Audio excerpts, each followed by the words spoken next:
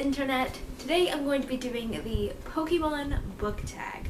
I've been pretty obsessed with Pokemon Go lately, more so when it first came out than now, but also just because I'm so busy right now I haven't been playing it as much. But I really liked the idea for this tag. I've been enjoying watching other people do it, so I thought I'd give it a try. So the questions for this tag are kind of based on different elements of Pokemon and Pokemon Go and just kind of that whole Pokemon universe kind of thing. So let's get started. The first one is starters. The book that started your love for reading. I contribute my love for reading to two things basically. The first thing being, of course, the Harry Potter series by J.K. Rowling, because if you've watched any of my other videos, you know how obsessed I am with these books, and have been for a really long time. And these books, whenever I read them as a kid, just really made me fall in love with the idea of reading and getting super involved in a story, and yeah.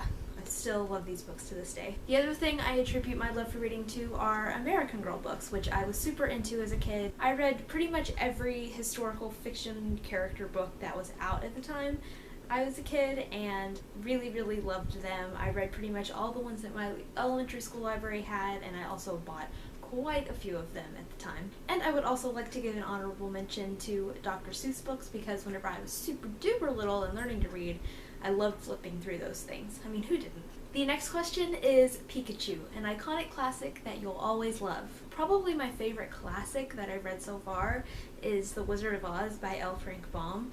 Now, whenever I was really little, I was super obsessed with the Wizard of Oz movie. I pretty much watched it all the time. And when I finally read the book, which was actually a couple of years ago, I think, I really loved the book as well, even though it's very different from the movie, but it's still really enjoyable, and I want to read more of the Oz books. I think there are like 15 or so at some point I'm going to make my way through these bad boys. The next one is ZUBAT, a book you lost interest in because it's literally everywhere. I really had a hard time coming up with an answer for this one, just because if I don't have interest in a book, it's not necessarily because it's popular, but because I just don't have interest in it.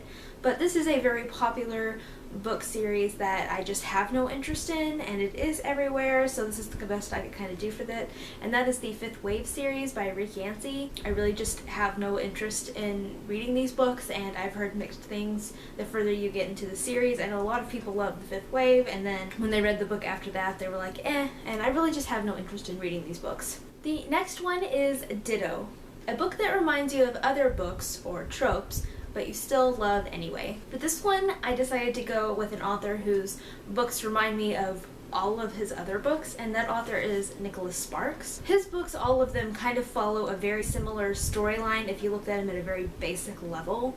There's always a steamy romance, someone always dies, you get the idea. But I still enjoy reading his books from time to time if I'm in the mood for them, so I still like them, or at least the ones I've read. I haven't actually read very many of them. I think I've read about 3 or 4 of his books, but they are all very similar, and they all kind of remind me of not just his books, but a lot of other like romance books out there, but I still like reading them. The next question is Snorlax, a book or series you have not started because of sheer size. For this one, I absolutely had to go with the A Song of Ice and Fire series by George R.R. Martin, aka Game of Thrones. I really love the Game of Thrones TV show, and I really do want to read the books at some point, but I've just had the hardest time picking up the first book because it's huge, and all of the books are really huge, and he takes forever to write the books, and who knows if he's ever actually going to finish the series before he dies. But at some point I am going to read this series, because a lot of people say that they like the books better than the TV show, which doesn't surprise me, because most of the time the book is better with everything. Not always, but a lot of the time. But I've just had such a hard time talking myself into starting this series, but I'm gonna do it at some point. The next one is Gengar, a book that kept you up at night. Again, I had a hard time coming up with an answer for this one because I don't really read scary books or books that scare me, like, ever. Because that's just not my thing. I don't enjoy being scared like a lot of people do. So I don't really have anything that could be used in that sense. So I decided to take the question in a little different way and talk about a book that kept me up at night because it was so good that I couldn't sleep. And so the books that I chose are basically every book in the Throne of Glass series by Sarah J. Maas, because I just got so obsessed with these books that I would stay up super late reading them, and then whenever I would go to actually lay down and go to sleep, I would be so into the story that it would take me a while to fall asleep because I would be thinking about the books. And yeah, that's the best I could do for this question, so I hope that counts. Also, by the time this video goes up, Empire of Storms will be coming out in 2 days, and I'm so excited. The next question is Nidoking and Nidoqueen.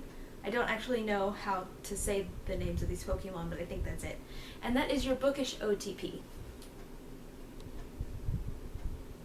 I don't actually have a Ron Funko Pop, this is the best I got, but you get the idea. The next one is Rapidash, a fire-hot, fast-paced read. Queen of Shadows by Sarah J. Maas, because even though this book is huge, I plundered through this thing because it was so good. And there were some steamy things in this book too, so at least in my opinion. The next one is EEVEE, a series that you will never get tired of seeing spin-offs for. My answer to this one is very, very complicated. My answer, of course, is the Harry Potter series by J.K. Rowling, but it's also a little more complicated than that because this year especially, we are getting a lot of spin-offs for Harry Potter and a lot of added content to the world. And I think that's both a good and a bad thing. Just the past couple of years alone, we've had a lot of new stories on Pottermore.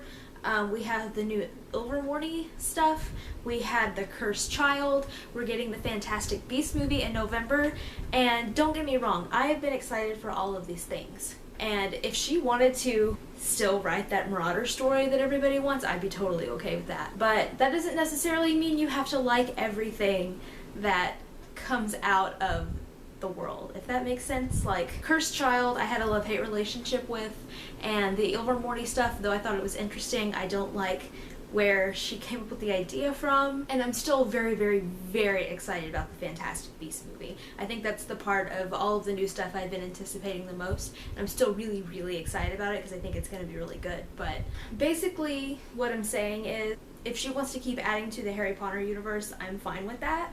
But that doesn't necessarily mean I have to like everything that she adds to the Harry Potterverse. And it's okay if you don't either. It's totally fine. It doesn't make you any less of a fan. The next one is MAGIKARP, a book or series that was surprisingly awesome. And for this one, I'm going to go with Illuminated by Amy Kaufman and Jay Kristoff. I just read this last month, and I thought it was going to be good. But then when I started reading it, I had a really hard time getting into it, just because I had a hard time understand what was really going on in the beginning, because I have never read a book like this before because of the way it's told and various documents and scripts and messages and emails and all that kind of thing. And so I had a really hard time getting into it, and so I was like, okay, I'm not going to end up liking this book. Plus it's sci-fi, which really isn't my thing, particularly in books. But then about halfway through, I got super hooked on it and ended up really, really loving it. So I was kind of surprised that I liked it as much as I did after it had such a rocky start for me. But I'm really looking forward to Gemini, which I think comes out in a couple months. I want to say October or November, so I was surprised I ended up liking this one as much as I did. The next one is Legendary, an overhyped series you're still excited to read. For this one, I'm going to go with the A Court of Thorns and Roses series by Sarah J. Maas, which consists of A Court of Thorns and Roses and A Court of Mist and Fury so far. And there are going to be several more books in this series. I know that there's at least going to be one more that's part of this story, and I know it was announced that there are going to be more books, but I don't actually know what those are going to be about, if it's going to be a continuation of the storyline or novellas, or I have no idea. I haven't done my research yet. If you watched my August wrap-up, you know that I wasn't a huge fan of this book, and I liked this book, but I still kind of feel like the series is a little overhyped, just my personal opinion, but I'm still really looking forward to reading the rest of the books in the series, so what can I say? The next one is Mew and Mewtwo, a collector's edition you wish you owned. And I don't know exactly what this edition is called, but there is some kind of, I think, 10th anniversary edition of Harry Potter and the Sorcerer's Stone out there. I'll put a picture of it up here, and it's really pretty, especially the naked hardback, and if I ever find it, I'm probably going to buy it because I would really like to have it. The next one is Poke Egg, a debut novel you're really excited for. Now, this book is a debut novel for one author, but not a debut novel for the other author, because it's co-written. And that book is Zenith by Sasha Alsberg and Lindsay Cummings. Sasha is one of my favorite booktubers, and I've recently been getting into Lindsay's channel as well. Lindsay has written other books before that I really want to read, but this will be Sasha's debut novel, and I'm very excited to read it. A little bit has come out in ebook version already before the full book got picked up by a publisher, but I haven't read it yet. I'm just going to wait until the physical book comes out and then read all of it, and it's coming out sometime next year. I'm really excited about it. The next one is Lure Module, an auto by author. I have a couple for this one. Obviously J.K. Rowling, I pretty much buy anything she writes, even though I haven't read everything she's written yet, but we're not going to talk about that.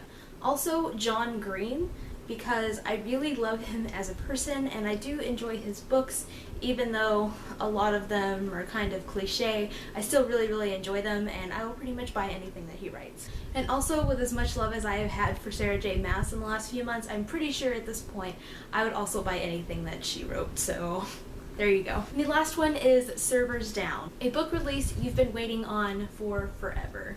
And for this one, I'm going to go with John Green's new book, which, don't get excited, but he has been talking about for several years how he's been working on a new book.